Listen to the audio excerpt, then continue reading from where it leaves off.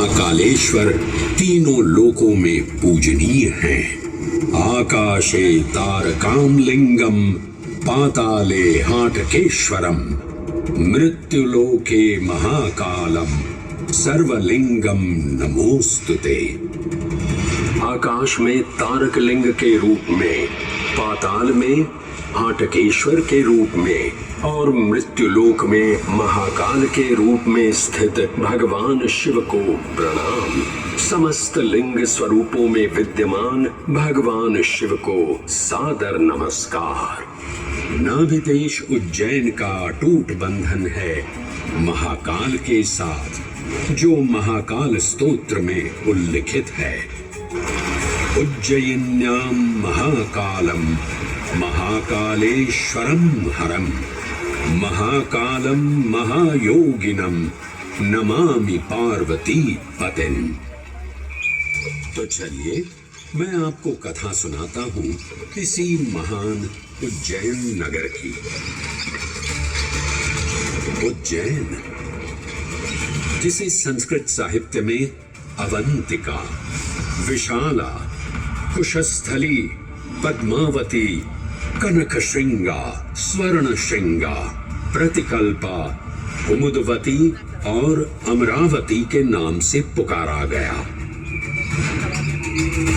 उज्जैन, जो मनुष्य को मोक्ष प्रदान करने वाली 7 नगरियों में से एक है।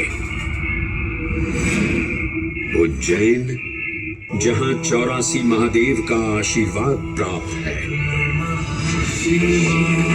उज्जैन, जिस पर सदा ही कृपा रहती है महाकाल की।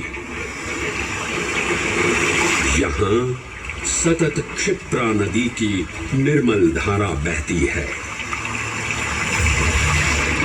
डमरू के नाद से जीवन को ऊर्जा मिलती है। घंटियों की झंकार मन को आनंदित करती है।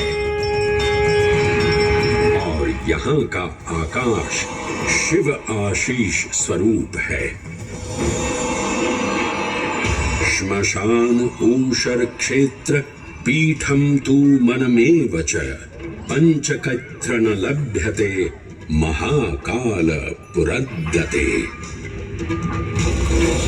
अर्थात यहाँ पर श्मशान, ऊषर यानी अनुपजाऊ भूमि, क्षेत्र अर्थात पवित्र भूमि, पीठ यानी शक्ति स्थान और मन अर्थात आध्यात्मिक शांति का स्थल, पांचों एक ही स्थान पर उपलब्ध हैं। ये संयोग महाकाल की नगरी उज्जैन की महिमा को और गरिमामय बना देता है। उज्जैन के इस अलौकिक स्वरूप से प्रभावित हो महाकवि कालिदास अपने काव्य मेघदूत में लिखते हैं, हे जलधर, यदि महाकाल के मंदिर में समय से पहले तुम पहुंच जाओ तो तब तक वहां ठहर जाना जब तक सूर्य आंख से ओझल न हो जाए। शिव की संध्याकालीन आरती के समय नगाड़े जैसी मधुर ध्वनि करते हुए तुम्हें अपने धीर गंभीर गर्जनों का पूरा फल प्राप्त होगा।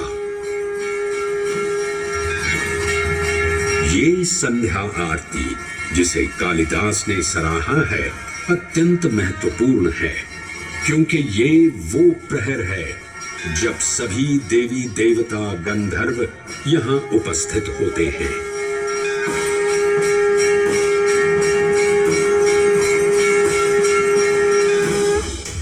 उज्जैन की महिमा अद्वितीय है। सतयुग, त्रेता युग, द्वापर युग और कलयुग, हर युग में इसका अप्रतिम महत्व रहा है।